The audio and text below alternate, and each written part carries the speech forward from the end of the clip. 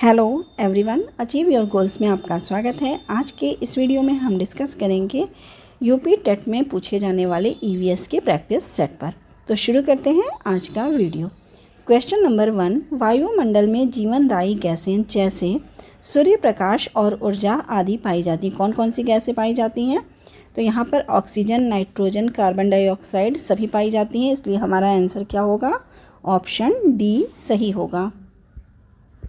Question number 2, पर्यावरण वह सब कुछ है जो किसी जीव या वस्तु को चारों ओर से घेरे रहता है और उसे प्रत्यक्ष रूप से प्रभावित करता है। यह कथन किसका है? किसने ये कहा है? ये कहा है गिब्सबर्ग ने। तो ऑप्शन बी यहाँ सही होगा। क्वेश्चन नंबर 3, भ्रमण फील्ड ट्रिप निम्न विधि का उदाहरण है। किस विधि का उदाहरण है? सहसंबंध विधि का। ऑप्शन सी सही होगा। क्वेश्चन नंबर 4, कुमारी हेलन पार्कस्कर्ट ने निम्न विधि का निर्माण किया।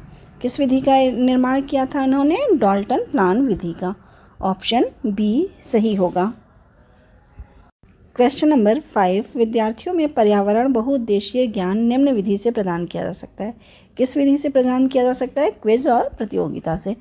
बच्चों में क्विज कराकर पर्यावरण का ज्ञान उन्हें दिया जा सकता है। क्वेश्चन नंबर 6, आगमन विधि के पाठ में कौन निरीक्षण करता है? कौन करता है? बालक करता है। ऑप्शन बी सही होगा। इसमें क्या होता है कि शिक्षक बालक को निरीक्षण, परीक्षण, ध्यानपूर्वक सोच विचार करके सामान्य नियम या सिद्धांत निकलवाने का प्रयास करता है। क्वेश्चन नंबर 7, बालक रेडियो पर प्रसारित मौसम संबंधी सूचना के आधार पर मौसम के लिए भविष्यवाणी करता है। यह निम्नांकित में से किस व्यवहारगत परिवर्तन को बताता है? किस व्यवहारगत परिवर्तन को बताता है? ज्ञानोपयोग। ज्ञान का अपने जो उसने ज्ञान प्राप्त किया उसका वो उपयोग कर रहा है। तो आंसर क्या होगा? ज्ञानोपयोग। ऑप्शन सी सही होगा। क्वेश्चन नंबर 8, निम्न में से कौन सा गुण वैज्ञानिक अभिवृत्ति का है?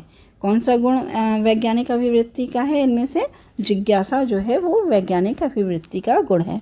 ऑप्शन ए सही होगा। क्वेश्चन नंबर 9, बालक के वैज्ञानिक दृष्टिकोण में किसे सम्मिलित किया जाता है? किसे सम्मिलित किया जाता है? उपयुक्त सभी को। आसपास की वातावरण के प्रति जिज्ञासा, क्रमबद्ध ढंग से विचार करना, वैज्ञानिक जिज्ञासाओं की तृप्ति, ये सभी जो है बालक के वैज्ञानिक दृष्टिकोण में सम्मिलित किए जाते हैं। तो ऑप्शन डी यहाँ सही होगा। क्वेश्चन नंबर 10, फ्लैनर बोर्ड का उपयोग किया जाता है। किस लिए किया जाता है फ्लैनर बोर्ड का प्रयोग? किसी चित्र के विभिन्न भागों को क्रमशः दर्शाने में। ऑप्शन डी सही होगा। फ्लैनल बोर्ड का प्रयोग जब किसी चित्र के विभिन्न भागों को दर्शाया जाता है तब प्रयोग होता है। क्वेश्चन नंबर 11, रक्त समूहों की खोज किसके द्वारा की गई? रक्त समूह की खोज की थी लैंड स्टीनर ने। ऑप्शन ए सही होगा। क्वेश्चन नंबर 12, निम्नलिखित में से सूर्य तथा पृथ्वी से विकिरित ऊष्मा के अवशोषण के लिए सबसे आवश्यक क्या है? क्या है आवश्यक?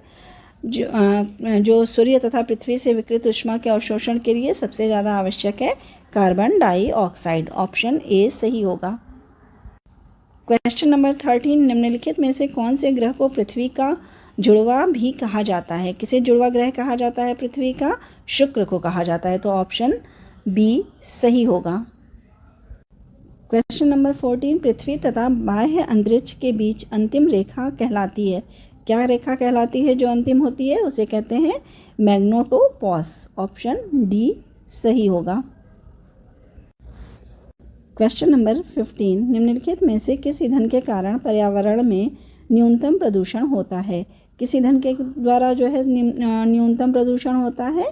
हाइड्रोजन के द्वारा। ऑप्शन ए सही होगा। क्वेश्चन नंबर 16, महासागर की गहराई को मापने के लिए किस उपकरण का उपयोग किया जाता है? किसका उपयोग किया जाता है? फेदोमीटर का प्रयोग किया जाता है। ऑप्शन सी सही होगा। क्वेश्चन नंबर 17, महानदी के तट पर कौन सा शहर स्थित है? महानदी के तट पर स्थित है कटक। ऑप्शन बी सही होगा। बद्रीनाथ अलकनंदा नदी के किनारे स्थित है, कोटा चंबल नदी के किनारे स्थित है और बेंगलोर जो है वो वृषभावती नदी के तट पर स्थित है। क्वेश्चन नंबर 18, निम्नलिखित में से अधिकतम जैव विविधता किसमें होती है? किसमें होती है जैव विविधता? उष्णकटिबंधीय क्षेत्र में। ऑप्शन डी सही होगा। Question number 19, Kaziranga national park कहाँ स्थित है? काजीरंगा नेशनल पार्क जो है वो असम में स्थित है। ऑप्शन ए सही होगा। काजीरंगा पार्क जो है वो एक सिंग वाले गैंडे के लिए प्रसिद्ध है। क्वेश्चन नंबर 20, भूकंप को दर्ज करने वाला उपकरण है? किस उपकरण से भूकंप को दर्ज किया जाता है कि कितना भूकंप आया है? Option D seismograph. Question number 21, विश्व व्यापार संगठन WTO का मुख्यालय कहाँ स्थित है? जिनेवा में स्थित है। ऑप्शन बी सही होगा। WTO का मुख्यालय जिनेवा में स्थित है। क्वेश्चन नंबर 22, नकदी फसल में सम्मिलित नहीं है। नकदी फसल में क्या सम्मिलित नहीं है? गेहूं नहीं है। ऑप्शन सी सही होगा। नकदी फसल में क्या क्या आते हैं? नकदी फसल में आते हैं गन्ना, कपास, चाय, कहवा, मूंगफली, सूरजमुखी इत्यादि जो हैं वो क्या है? नकदी फसल है। क्वेश्चन नंबर 23, जनगणना 2011 के अनुसार उत्तर प्रदेश में लिंगानुपात है? क्या लिंगानुपात था उत्तर प्रदेश में? 912। 11,000 बालकों पे 912 लड़कियां थीं। क्वेश्चन नंबर 24, संयुक्त राष्ट्र संघ का मुख्यालय निम्न में से कहाँ स्थित है? संयुक्त राष्ट्र संघ का मुख्यालय WHO का मुख्यालय कहाँ पर स्थित है? न्यूयॉर्क में। ऑप्शन ए सही होगा, न्यूयॉर्क। क्वेश्चन नंबर 25, पर्यावरण में प्रदूषकों की उपस्थिति को सामान्यतः ppm में व्यक्त किया जाता है। यहाँ ppm का पूर्ण रूप क्या है? ppm का फुल फॉर्म क्या है? ppm का फुल फॉर्म होता है पार्ट्स पर मिलियन। ऑप्शन बी सही होगा। क्वेश्चन नंबर 26, कृत्रिम वर्षा या मेघ बीजन के लिए प्रायः प्रयोग किए जाने वाला रासायनिक द्रव्य है? क्या कौन सा रासायनिक द्रव्य है? Silver iodide. ऑप्शन ए सही होगा। क्वेश्चन नंबर 27, निम्नलिखित में से कौन मानव शरीर का वह आंतरिक अंग है जो अपनी क्षय हुई कोशिकाओं को पुनः विकसित कर लेता है? क्या है पुनः विकसित कर लेता है? यकृत। ऑप्शन सी सही होगा। क्वेश्चन नंबर 28, सांप, कछुआ, छिपकली तथा मगरमच्छ जंतुओं की किस श्रेणी में आते हैं? सांप, कछुआ, छिपकली ये सब किस में आते हैं? ये आते हैं सरीसृप में। ऑप्शन सी सही होगा।